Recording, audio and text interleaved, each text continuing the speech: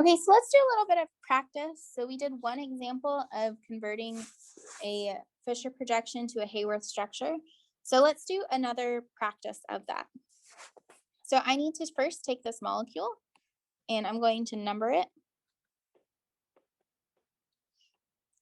So again, we have an aldohexose because we have an aldehyde and then 6 carbons. First step is going to be to rotate. So we're going to put the carbonyl carbon on the right side and rotate 90 degrees. So let's do black. Step 1 is to rotate. So I'm going to draw my line across here. Carbonyl carbon.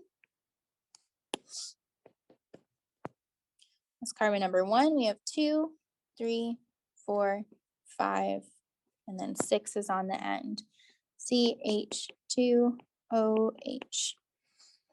I'm going to go ahead and renumber my carbons so that I don't lose track. 1, 2, 3, 4, 5, 6.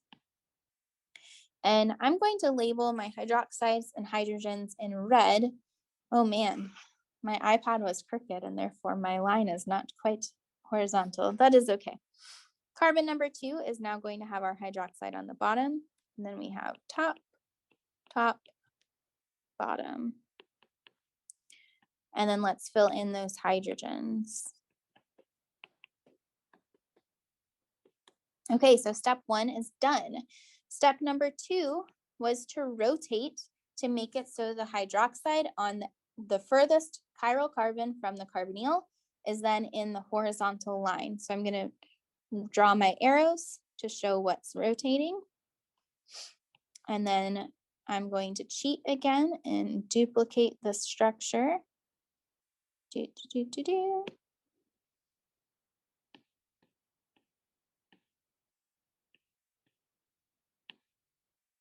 There we go. So step 2, we're going to rotate. So that carbon is now going up, CH2OH. That is carbon number 6. So I'm going to label it as such. Our hydroxide goes into the horizontal line that we wanted. And then the hydrogen that was on top is now on bottom. Okay, now we need to draw this. Step number 3 is to draw it in a hexane form. So I'm going to go ahead and draw my hexane, leaving that one bond undone. And put my oxygen here. Carbonyl carbon. Draw a straight line at each of the other carbons up and down. Let's go ahead and number 1, 2, 3, 4, 5, 6 going up now because of it's up. It's going up on our structure right above here. And then let's fill in where all of our hydroxides are. So carbon number 2, it's down, OH. Carbon number 3, it's up. 4 is up. 5 is going out. It's in our horizontal line. And then 6 is going up and it doesn't have a chiral carbon there. So let's fill in our hydrogens too. Okay, and then our last step is going to be to form our ring. So it asks us specifically to form both the alpha and the beta stereoisomer or isomer of galactose. So I'm going to first draw one of them and then we'll switch it to the other. So let's draw alpha first. So I'm going to close my ring and form close the ring. And then we have an alcohol either going up. Whoa, I made a straight line. That's cool. Okay. It will be either up or down. So alpha is down. So let's do that one first. OH and H. So this is our alpha D galactose.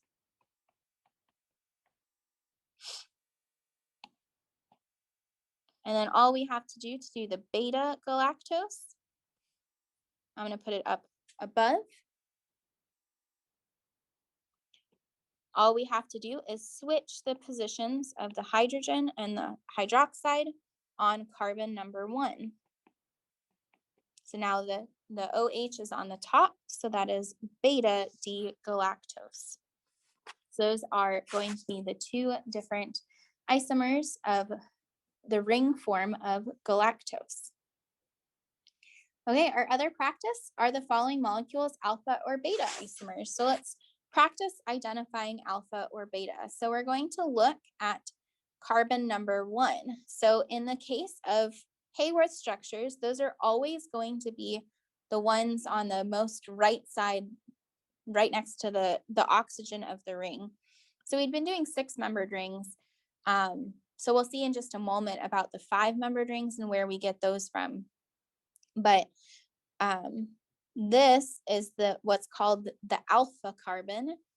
It's the first carbon, or not necessarily always the first carbon, but this is the carbon we're going to be looking at, the one on the very right-hand side. You can see that this is going down, so this is alpha. Let's look at this one here, the one connected to the oxygen on our ring. Our OH group is going up, therefore this is beta. This carbon here, our oxygen is going up, this is beta. This carbon here, oxygen is going down, so this is alpha. Okay, and then our last little point, galactose and glucose are both aldohexoses. That's what we've been working on doing the Haworth structures of so far. How do we go about drawing a Haworth structure of ketohexoses? So instead of aldohexoses, what about ketohexoses? So this is a little bit different, and the reason for that is that the carbonyl carbon, where the last alcohol is attacking, is 1 carbon closer now. So let's draw number our carbons. So our oxygen here on the last chiral carbon is going to be forming a ring now with carbon 2 instead of carbon 1. Carbon 1 was where we had it before because our aldehyde started at carbon 1, but our ketone is at carbon number 2. So now we only have a 5-membered ring formed instead of a 6-membered ring formed. So in this problem up here, that's why we had these 5-membered rings, because these are ketohexoses instead of aldohexoses. Okay, so let's go ahead and just go through all of the steps like we did before. And the only thing that's different is we're going to draw a pentagon instead of a hexagon at the very end. So step number 1 is rotate 90 degrees.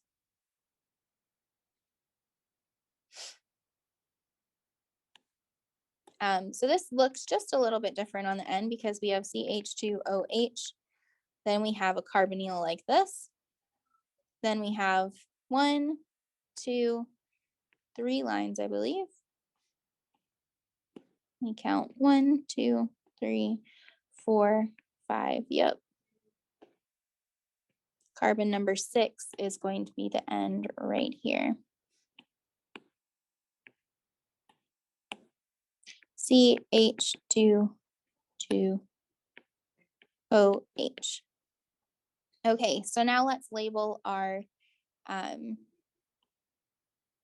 hydrogens going up or down. So on carbon number 3, we had up, carbon number 4 is down, carbon number 5 is down. Maybe let's do that one in purples. Be consistent. And then let's fill in our hydrogens. So you can already see it's a little bit different, just in that carbon 2 looks a little bit weird. It pains my heart a little bit as an organic chemist to draw a straight line with a carbonyl like that, but this is how biochemists do it, so we got to do it. Okay, our next job is to rotate around that last chiral carbon in order to get the OH in the horizontal plane. So we're going to draw our arrows where we're rotating. And again, I'm going to just cheat real quick and duplicate this structure so that we don't take quite so long. There's lots of little things to draw in this section, huh? Okay. Carbon 6 is now going up. We have CH2OH going up, our hydroxide going to the left, and our hydrogen going down. Okay, and now we're going to do the same. The next step is to draw the structure in a ring form. So now we're going to do a pentagon instead of a hexagon. So I'm going to put my carbonyl carbon at that same position. This is carbon 1, and then I'm going to go down, over, up, and then I'm going to go up again, but I'm kind of going to draw it a little bit closer. And that is going to be my hydroxide right there. So let's number these carbons well, let's go ahead and draw these up and down lines for our 3 chiral carbons here. And I'm going to number the carbons just to show you. Oh, I wrote H. We're not an aldehyde. What are we doing? There we go. There we go. So we have 1, 2, 3, 4, 5, and then going up is carbon number 6 because it's going up over here. So let's draw in the rest of our hydroxides. Carbon number 3, it's on the top. Carbon number 4, it's on the bottom. Carbon number 5, it's in the horizontal line, so it's part of our ring system. And then we have carbon 6 going up. So let's fill in the rest. H, H, H, CH2OH. Okay, and then our last step is to form this into a ring. So again, we're going to have either alpha or beta because that carbonyl can go up or down. So let's just go ahead and draw the alpha version because why not? I'm going to erase this carbonyl, erase this hydrogen. And now we're going to have our